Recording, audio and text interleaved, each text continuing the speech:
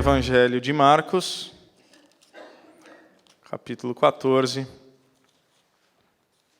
Convido vocês à leitura a partir do versículo 12 até o versículo de número 31, Marcos 14, a partir do versículo 12 até o versículo 31. A palavra de Deus diz assim: No primeiro dia da festa dos pães sem fermento, quando se costumava sacrificar o cordeiro pascal, os discípulos de Jesus lhe perguntaram: Aonde queres que vamos e te preparemos a refeição da Páscoa? Então ele enviou 2 de seus discípulos, dizendo-lhes: Entrem na cidade, e um homem carregando um pote de água virá ao encontro de vocês. Sigam-no. E digam ao dono da casa em que ele entrar: O mestre pergunta: Onde é o meu salão de hóspedes, no qual poderei comer a Páscoa com meus discípulos? Ele lhes mostrará uma ampla sala no andar superior, mobiliada e pronta. Façam ali os preparativos para nós. Os discípulos se retiraram, entraram na cidade e encontraram tudo como Jesus lhes tinha dito, e prepararam a Páscoa. Ao anoitecer, Jesus chegou com os 12, e quando estavam comendo, reclinados à mesa, Jesus disse: Digo-lhes certamente, um de vocês me trairá, alguém que está comendo comigo. Eles ficaram tristes e um por um lhe disseram: Com certeza não sou eu. Afirmou Jesus: É um dos 12, alguém que come comigo do mesmo prato.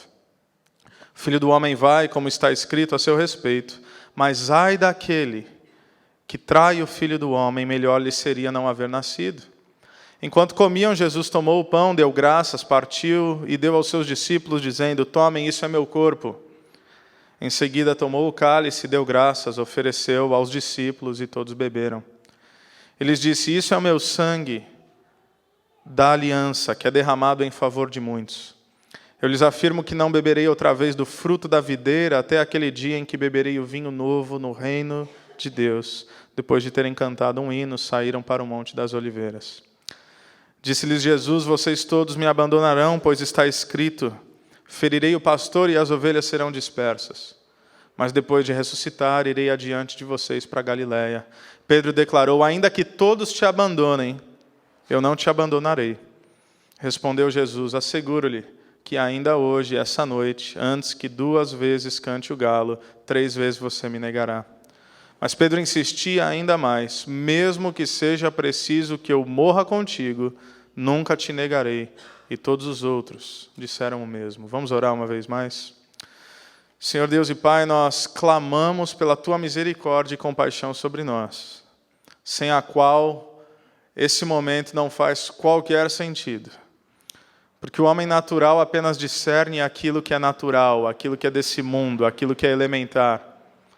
Mas o homem espiritual, isto é, aquele que recebeu o Teu Espírito e é guiado pelo Espírito, pode assim discernir as coisas que são para além da nossa realidade.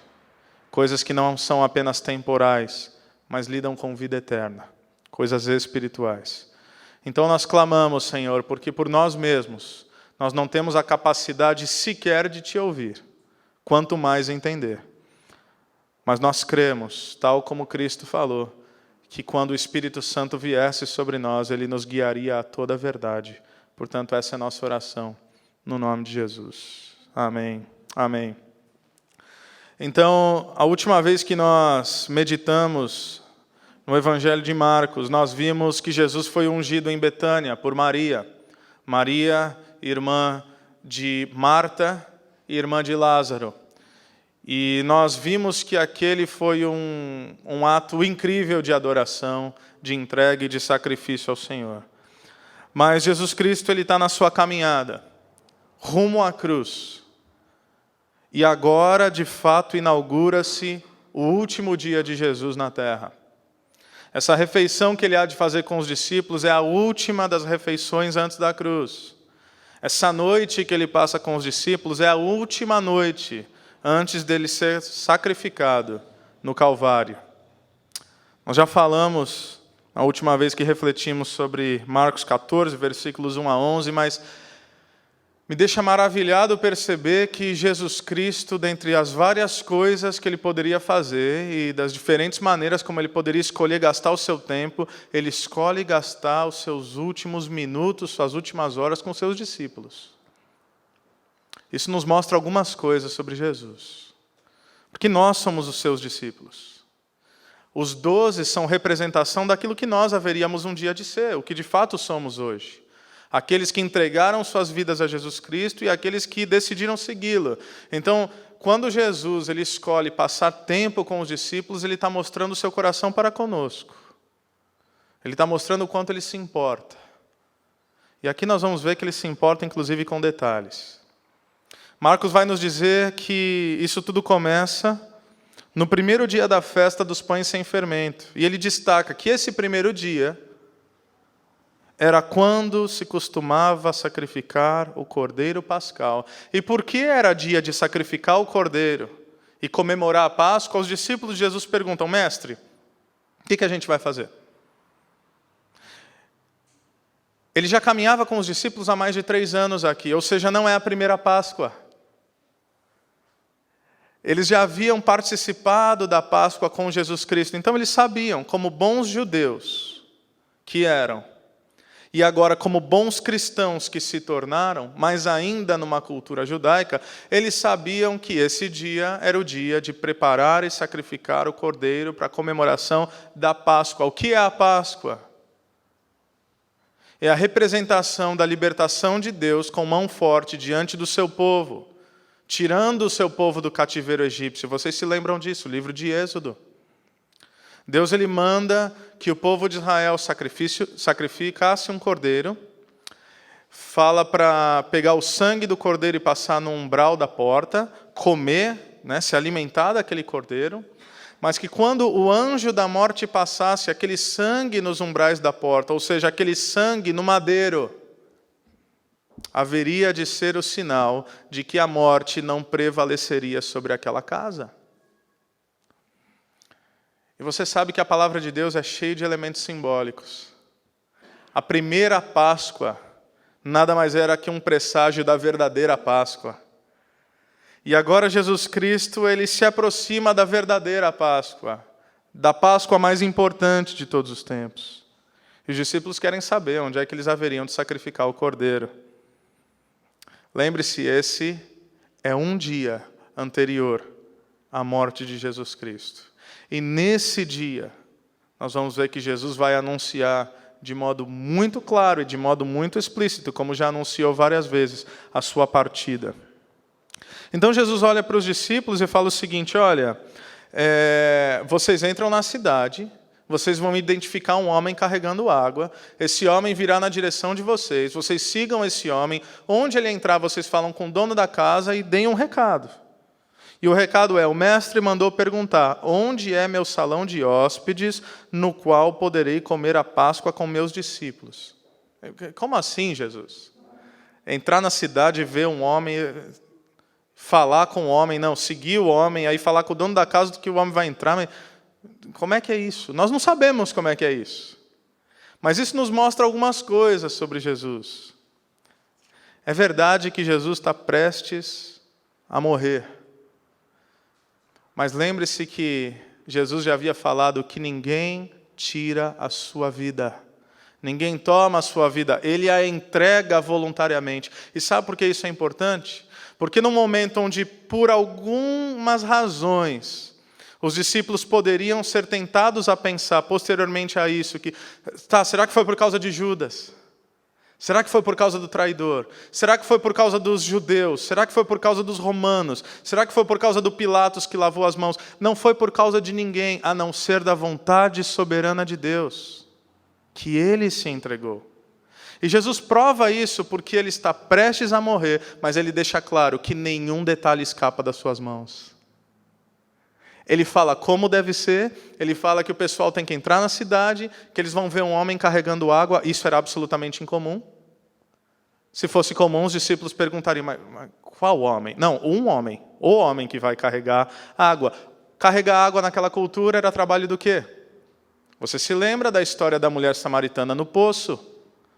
Carregar água e ir até o poço era um trabalho culturalmente das mulheres. Então, quando eles vissem um homem carregando água, eles já iam perceber que algo diferente estava acontecendo. E um homem vindo na direção. E aí eles saberiam que Jesus, de fato, estava certo na orientação que ele deu. E eles fizeram isso. E isso aconteceu, como Jesus disse que ia acontecer.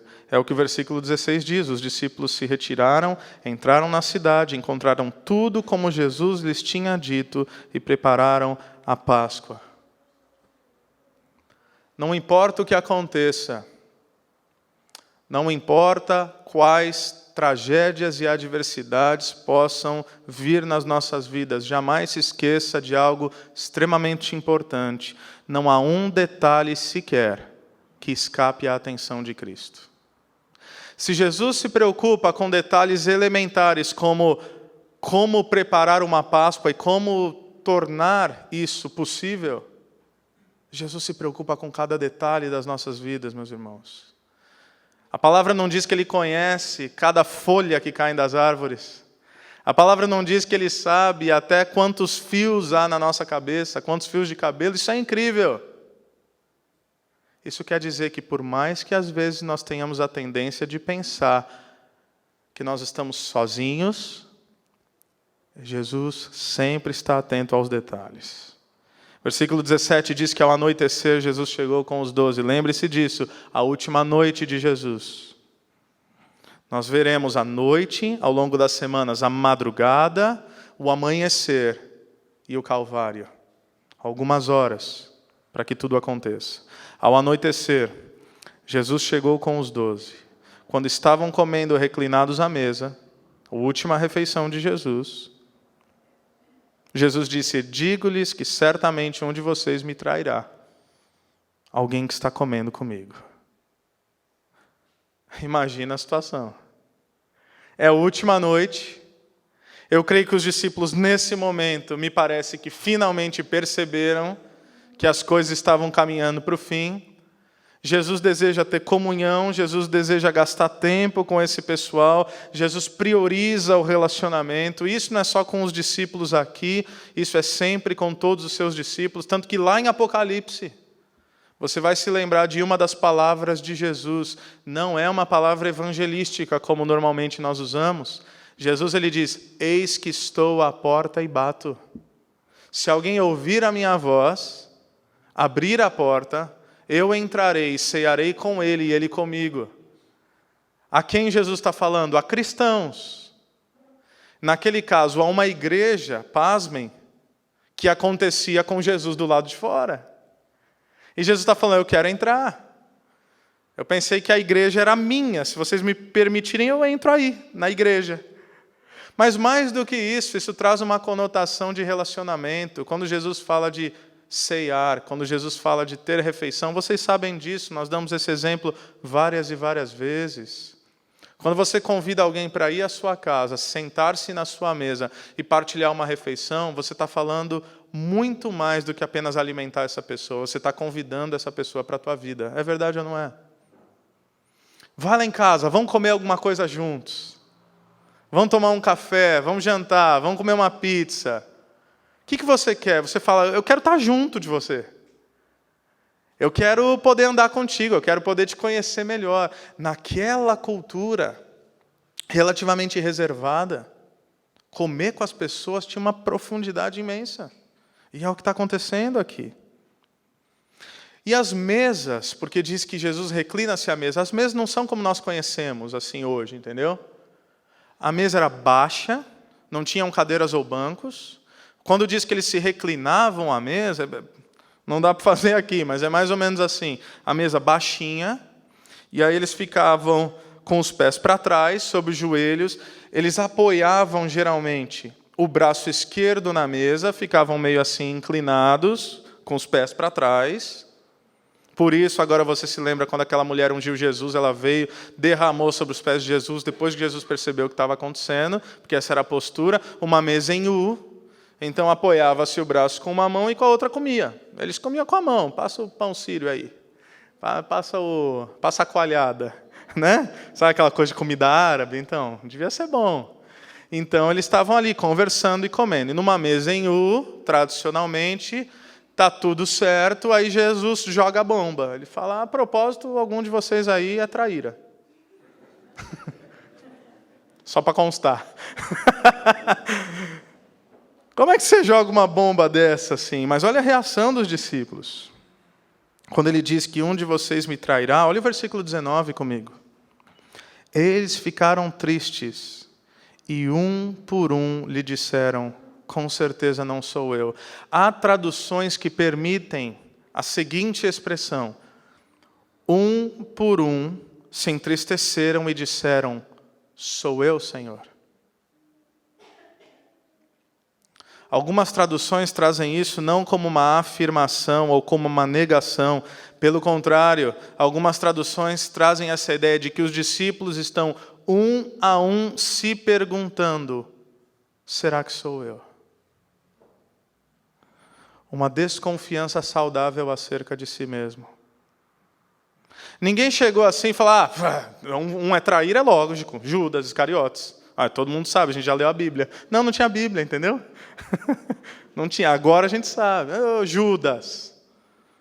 Aliás, eu estava pensando nisso outro dia, né? Você conhece algum Judas? Você conhece? Meu Deus, eu nunca conheci nenhum Judas, porque não é um nome muito legal, né? Ô Judas, chega aí. É sinônimo de alguém que traiu, que vai trair, não é uma coisa muito boa.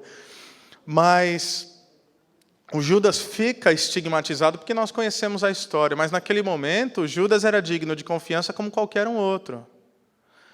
Mas o que eu quero que nós percebamos aqui é a desconfiança saudável dos discípulos, não acerca do outro, acerca de si. O mundo, a partir de uma confissão positiva, a partir de uma autoajuda, são feitas palestras para as pessoas se sentirem bem e em êxtase. E o mundo diz, confie em você, você pode, você vai, você consegue. Eu não quero ser pessimista, irmãos. Eu não estou dizendo que você não pode, que você não consegue. Não é isso que eu estou dizendo. Tem muita coisa que você pode e consegue. Mas diante de Deus, que tudo é, e diante da sua santidade, se nós formos honestos com nós mesmos, o que nós temos que fazer é nos entristecermos e nos questionarmos, será que eu seria capaz? Porque acredite em mim, qualquer ser humano, minimamente longe de Deus, é capaz de absolutamente qualquer coisa. Repito, qualquer ser humano, minimamente longe de Deus, é absolutamente capaz de qualquer coisa. Sabe quando as Escrituras falam de que maldito é o homem que confia no próprio homem? Eu jamais leio esse versículo como, tá vendo, pisou na bola, maldito, a Bíblia manda não confiar nesse traste aí. Não. Maldito é o homem que confia no próprio homem. Maldito é aquele que confia em si mesmo. Porque aquele que está de pé, qual é a orientação do Evangelho? Cuide para que não caia. Então eles, um por um, estão sondando o seu coração. E aí Jesus afirma no versículo 20, é um dos 12, alguém que come comigo do mesmo prato. Aliás, fazendo um parênteses, as maiores traições não são, ou as traições mais dolorosas não são exatamente daqueles que partilham a vida conosco. Se você não tem nenhum afeto por uma pessoa, ela pode fazer qualquer coisa, você não esperaria nada. Quando Jesus fala, aquele que come no meu prato, é assim, é aquele que aqui é da família. Ó. Sabe aquele negócio quando a gente fala de dentro de casa? É disso que Jesus está falando. Jesus é Deus, mas Jesus também é homem. Ele sabia que haveria de acontecer, mas com certeza isso gerou algum entristecimento também no coração de Jesus. Não por sentir-se ofendido, mas nós vamos ver lá na frente, mas por compaixão de Judas. Porque até no momento em que Jesus há de ser traído, Judas fala, amigo, o que você está fazendo? Amigo, o que te traz aqui? E ironia não parece um atributo que nós podemos colocar sobre Jesus, entendeu? Ou seja, quando Jesus olha para Judas e fala, amigo, não consigo conceber aqui o atributo do sarcasmo. Se Jesus olhar para Judas e falar, amigo, o que você está fazendo? É porque ele quer dizer aquilo mesmo. Fala, amigo, ainda há tempo. Ainda há tempo de se arrepender. É um dos 12. O Filho do Homem vai, como está escrito, versículo 21, nenhuma novidade, isso há de acontecer, alguém teria que trair. Mas ai daquele que trai o Filho do Homem, melhor lhe seria não haver nascido. E enquanto comiam, Jesus tomou o pão, deu graças, partiu e o deu aos seus discípulos, dizendo, tomem, isso é o meu corpo. Quando nós lemos o relato de Lucas acerca desse momento em que eles estão vivenciando a última ceia, Lucas nos fala algo que Marcos não fala. Que Jesus inaugura esse momento dizendo, desejei ansiosamente comer essa Páscoa com vocês. Desejei há muito tempo viver esse momento com vocês. E aí a gente deve se perguntar, há quanto tempo? Certamente desde a primeira Páscoa, certamente, quando Jesus, quando o Deus Filho ainda dos céus, olhava para tudo aquilo que a Trindade fazia diante da nação de Israel, e ele olhava o Cordeiro sendo morto, e o Cordeiro que haveria de ser morto, e o seu sangue vertido num pedaço de madeira, e por causa daquele Cordeiro todo um povo poderia ser liberto, certamente o Deus Filho olhava e falava, sou eu. Isso fala de mim. Mas eu ouso dizer que Jesus não ansiou por essa Páscoa apenas a partir da primeira Páscoa, porque as Escrituras vão dizer de que desde antes da fundação do mundo o Cordeiro havia sido escolhido. Quando você lê Apocalipse, você vê uma ilustração interessante daquilo que há de acontecer. Apocalipse 5, João se vê nos céus. E há um clima de pavor e tristeza, porque ninguém é digno de receber o livro e de abrir os selos. Ninguém é digno. E o texto diz, no céu, na terra, em qualquer lugar. E quando João está completamente perplexo, e a palavra de Deus diz que João chora, porque quem então abrirá o livro? Quem então receberá o livro e abrirá os selos? João chora. E um anjo vira para ele e fala, João, não chore. Não chore porque o leão da tribo de Judá foi vitorioso. E o leão é digno de receber o livro. E o leão é digno de abrir os selos. E João é tomado por um entusiasmo e ele vira os seus olhos para tentar enxergar o leão. Mas quando ele vira, ele não vê um leão. A palavra de Deus diz que ele vê um cordeiro. E o texto bíblico diz que ele viu um cordeiro que perceptivelmente esteve morto, mas que agora vivia. Jesus Cristo é o leão e o cordeiro. Ele é o leão da tribo de Judá que foi vitorioso sobre tudo e sobre todos. Poderoso como um leão, mas dócil como um cordeiro que se entregou. E tal como uma ovelha muda, que é levada pelos seus tosqueadores, não abriu a sua boca. Desde quando Jesus ansiou participar dessa Páscoa? Desde antes da fundação do mundo. Desde quando Jesus ansiou morrer por nós? Desde que nós brotamos no seu coração, mesmo antes até da nossa existência. Se o Gênesis é o princípio de todas as coisas, nós já nascemos no coração de Deus antes disso. E desde lá ele ansiou por esse momento. E me comove pensar o que esse momento representa. Porque ele toma o pão.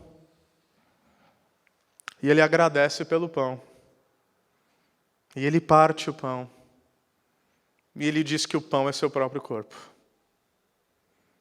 Ele está sendo grato por ser partido. Ele está agradecendo a Deus pelo privilégio de se entregar. Ele agradece e ele partilha. Ele não apenas partilha o pão, porque no versículo 23 diz que em seguida ele toma o cálice. E ele também deu graças pelo cálice. E ofereceu aos seus discípulos. E todos beberam. Ele disse: esse é o meu sangue da aliança que é derramado em favor de muitos. Então ele se despedaça simbolicamente, falando daquilo que haveria de acontecer. Comam o meu pão, é o meu corpo. Tomem desse cálice, que é meu sangue. E é interessante que lá no livro dos Gênesis, Deus já orienta a humanidade dizendo: não coma comida com sangue, não coma animais com sangue. Ali tinha todo um efeito simbólico, porque ele diz, porque sangue é vida. Sangue é vida. Não suguem a vida. Tinha toda uma orientação pedagógica e simbólica para a nação de Israel. Não quer dizer que você não pode comer aquela picanha sangrando. Não é isso. Vá em paz. Mas ele está falando de sangue. E sangue tem um simbolismo muito forte. Gênesis 9, versículo 4. Tão forte que lá no autor aos Hebreus, lá na frente, vai dizer que sem derramamento do quê? De sangue não há remissão de pecados. Então, quando Jesus Cristo, ele parte o pão e oferece aos seus discípulos, e ele toma o cálice e oferece aos seus discípulos, nós começamos a entender o que é essa Santa Ceia. Primeiro, a Santa Ceia é declaração de vida. Porque ele está dizendo, comam o pão, que é meu corpo. Bebam o cálice, o vinho, que é meu sangue. Para quê? Para vocês terem vida. Porque se é verdade que a nação de Israel se alimentou no deserto pelo maná, o pão que caía do céu, Jesus se autodeclara como o verdadeiro pão que veio do céu. Ele está dizendo, vocês se satisfaziam com um pão físico, eu sou o pão espiritual. E se é verdade que no sangue há vida, e esse sangue é um sangue precioso, e é um sangue que é o sangue da nova aliança, o que Jesus está dizendo é, comendo do meu corpo e bebendo do meu sangue, vocês passam a ter vida. Porque nós não temos vida em nós mesmos. O sangue de Jesus nos trouxe vida. Paulo diz aos Efésios, nós estávamos mortos. Efésios capítulo 2, Efésios 2, 1 a 3, nós estávamos mortos nas nossas transgressões e pecados. E aí voltando também para Apocalipse 5, versículo 9, depois daquele episódio, o texto diz, digno é de receber o livro e abrir os selos, pois foste morto e com teu sangue compraste para Deus gente de toda a tribo, de toda a língua e de toda a nação. É o preço de sangue. Nós recebemos vida a partir do sangue de Jesus Cristo. Se a Páscoa até esse momento era uma celebração de uma libertação geográfica, agora o que Jesus está propondo é uma libertação muito maior. Se o Cordeiro Pascal precisava, um cordeiro sempre diferente a todo ano, precisava ser morto, agora Jesus está dizendo, eu sou o Cordeiro. Eu sou o verdadeiro Cordeiro. E a libertação que vocês vão experimentar é muito mais do que física, é espiritual. Não é de uma terra ruim de escravidão para uma terra boa que mana leite e mel. É das trevas para a luz. É da morte para a vida. É do inferno para o céu. É da ausência de Deus para a plenitude de quem Deus é. Versículos 24 e 25. A ceia também é o símbolo de um novo pacto. E que pacto é esse? Um pacto firmado não mais na lei. Um pacto firmado na maravilhosa graça de Deus. E a graça já estava revelada, não plenamente, mas anunciada mesmo em tempos antigos. Você se lembra um episódio onde Deus ele chega para Abraão e fala, Abraão, vou fazer uma aliança contigo.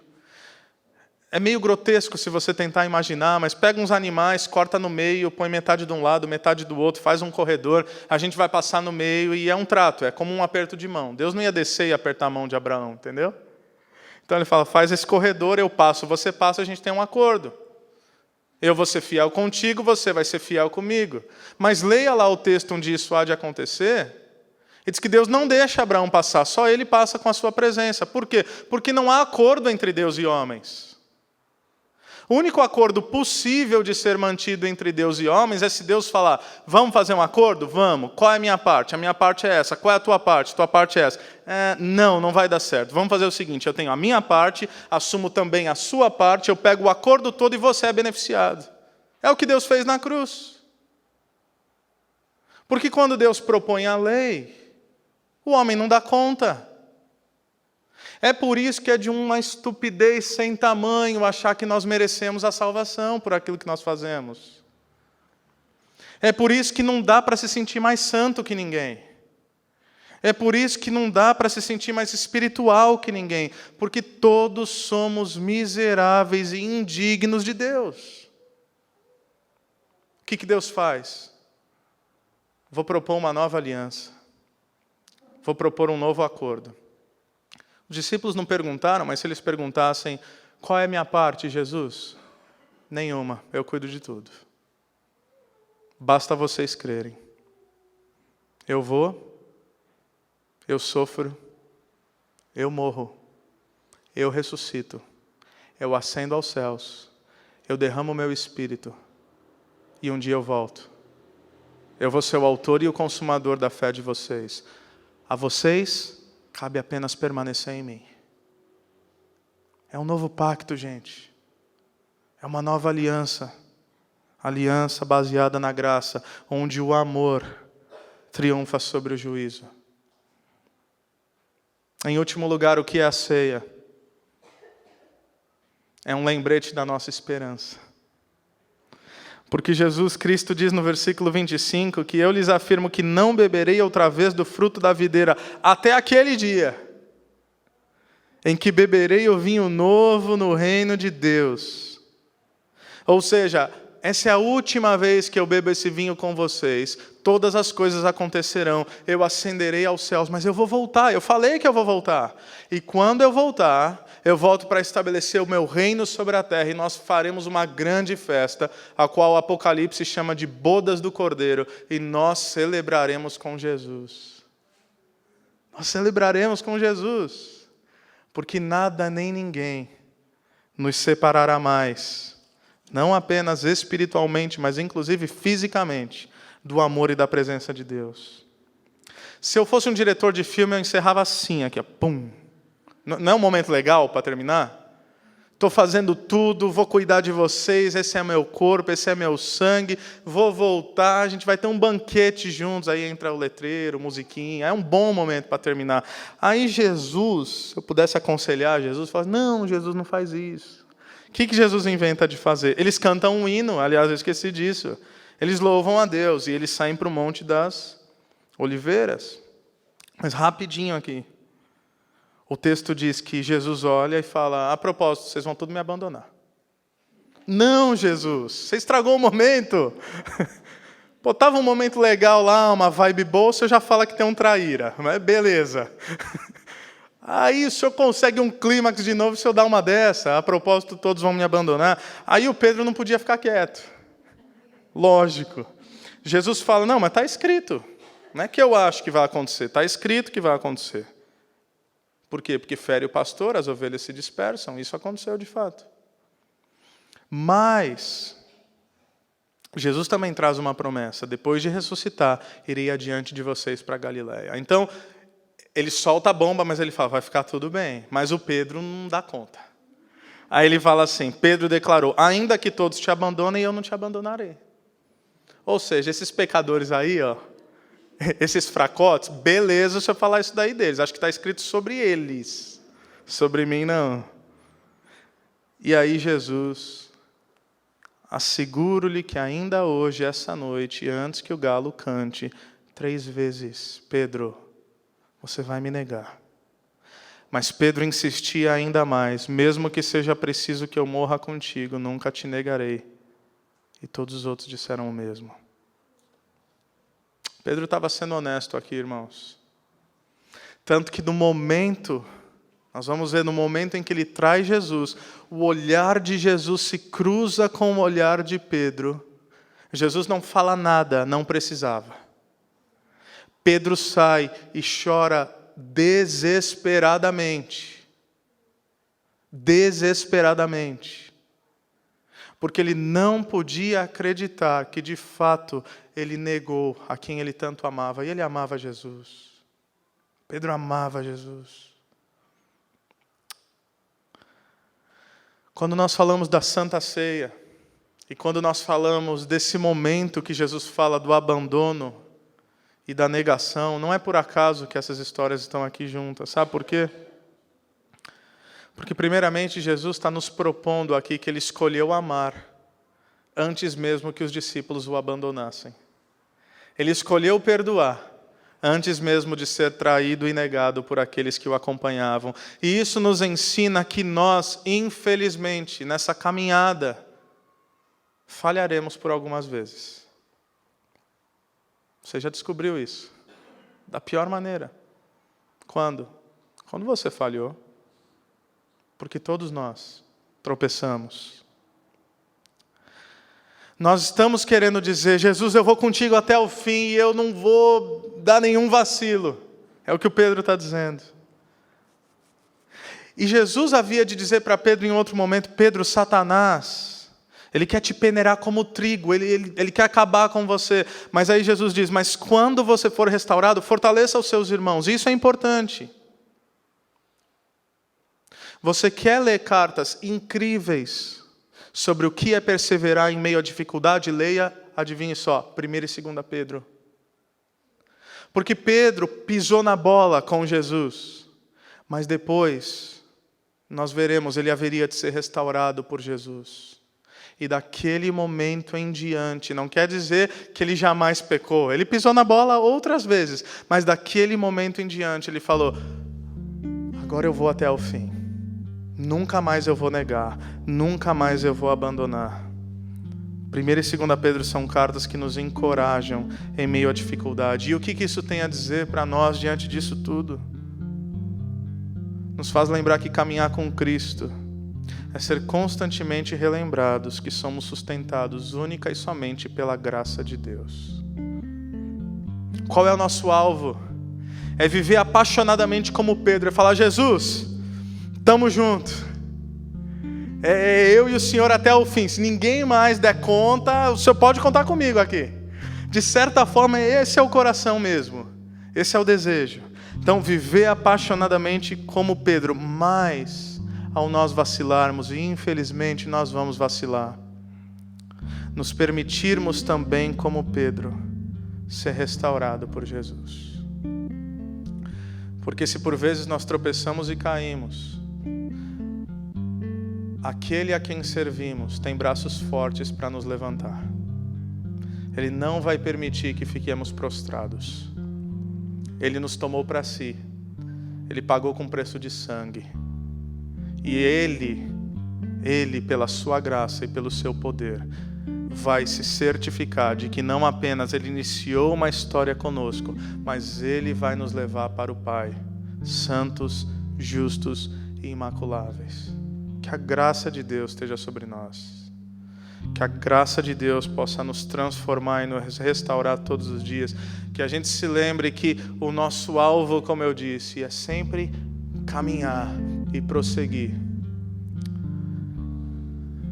Mas Jesus não está interessado em gente que não peca. Jesus está interessado em gente que se arrepende. Jesus está interessado em gente que sabe reconhecer que o poder do seu perdão é maior do que qualquer coisa que nós poderíamos ter feito contra Ele.